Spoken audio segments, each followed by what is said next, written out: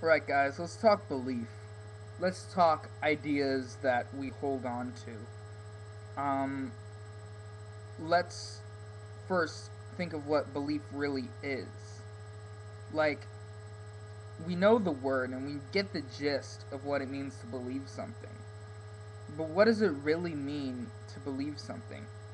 I really think that the best way to describe it is to think something to be true. To think something to be, factual. And oftentimes, to believe implies that you don't know. But how much do we as people know? How much do we actually 100% know? There are only certain things in life that we can know. For example, one thing that even things we know we don't know. For example, we think that we all will die in the end. And we know that many people have died, our definition of death. But as much as we can postulate that we are going to die, we cannot prove it. You could not prove 100% that I am going to die. However, we pretty much understand that eventually I am going to reach a time and I am going to die. And why is this? Since we don't have 100% proof, we can only make a very strong hypothesis that I'm going to die. Very, very strong hypothesis with a lot of evidence stemming from previous cases. But when it comes down to it, it's still a belief. Thinking that I'm going to die is still a belief. It's a very merited belief, but it is a belief nonetheless. And let's talk morality. We could even talk a little bit of religion. But first, let's talk morality. We all have moral beliefs. Something that I've been told, that I've been caught up in, is belief. When it comes to morality, when it comes to the way I see the world, caught up in belief. But don't we all have moral beliefs? But how do we decide what our moral beliefs are? How do we figure out morality? Well, for one, I believe in consistency. There's one consistent thing we have to hold on to. I think there's one consistent thing that's important to hold on to in your morality. And it's important to evaluate your morality frequently, to evaluate the right and wrong that you see in the world. For example, I guess you could say, let's talk about gay rights. For someone who's gay to have the same rights as a straight person, for me it's a no-brainer. Yes, they should have the same rights as a straight person. But why should they? And why shouldn't they? Whatever side you may be on. Why? Where does your morality lie? And where do you get the ideas from that someone would or wouldn't deserve the same rights as you? Let's talk animal rights. For what reason would animals not have the same rights we have? For what reason do animals have significantly less rights than us? And where is the line drawn? Is it because they require care? But a lot of the lack of animal rights doesn't have to do with having care. A lot of it has to do with not being cared for properly at all. And they would be better left to their own devices. So why do animals, why are they lesser than us? Why don't they have the same rights? What we have to take into consideration when it comes to moral belief. I believe that moral belief is basically, you believe that if you hold this belief, if everyone does and follows these same moral guidelines that you set for yourself, the belief is, when it comes to morality, that the world will become a better place. That the world will be better.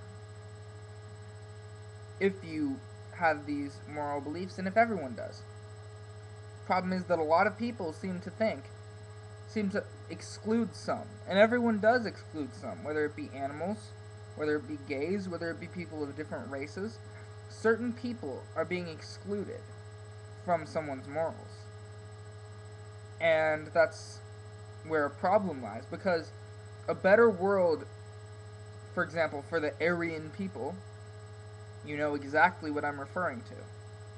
A better world for the Aryan people is not a better world for the other people. It's not a better world for the African. I guess you could say the black people. That sounded really racist the way I said that. I did not mean that.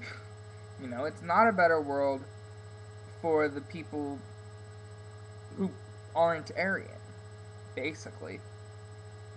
And so, where do we decide who we care about, what we stand for? You know? If you ask me, we should try to build a better world for all conscious beings. Some say just build a better world for all people.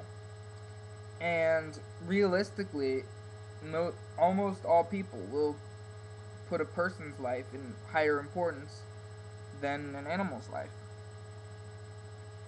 And, yeah. Who are we building a better world for?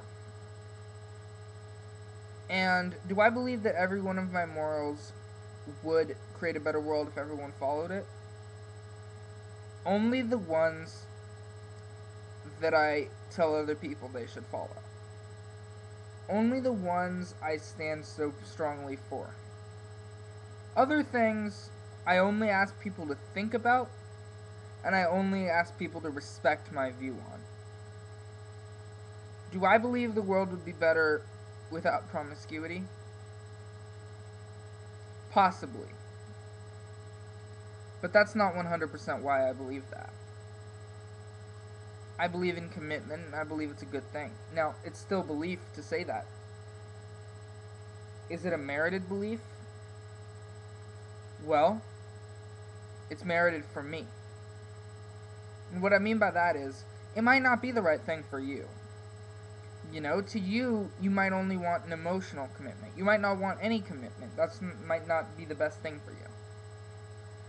For you, you might want to, it might not bother you that much, you know? There might be a boundary. There might come a point, you know, when you're married, you don't want your wife going out and sleeping with other guys, but, you know, maybe you can tolerate it to an extent. Maybe it just doesn't bother you as long as it's talked about between you and your partner, as long as it's, you know, or what has happened doesn't bother you, you know? People have experimented and that doesn't bother you. That's not the way I live. That's not the way I believe. You know, I believe in commitment. I believe in keeping between a couple. Why? Because of the way my emotions work. I'm not trying to state a fact. I'm not trying to state that it is factual that that's the right thing to do. I'm only stating that it's the right thing to do for me, and I want you guys to understand why I think that. Because of the way my emotions are, because I become very attached, because I think that commitment is a positive thing, that you should only need physically one person, that you should only want physically one person, and for you to even be thinking about other people, let alone going and doing that, I don't think it's a good thing mentally. And so, let's talk. So, when it comes to belief, we have to evaluate our beliefs. If we're not willing to listen to others' beliefs, and if we're not willing to think about why we believe what we believe, then our beliefs become unmerited. But it's not belief, but rather unmerited belief, but rather unthought about belief, rather strong belief, unreasonable belief that is the problem. Peace.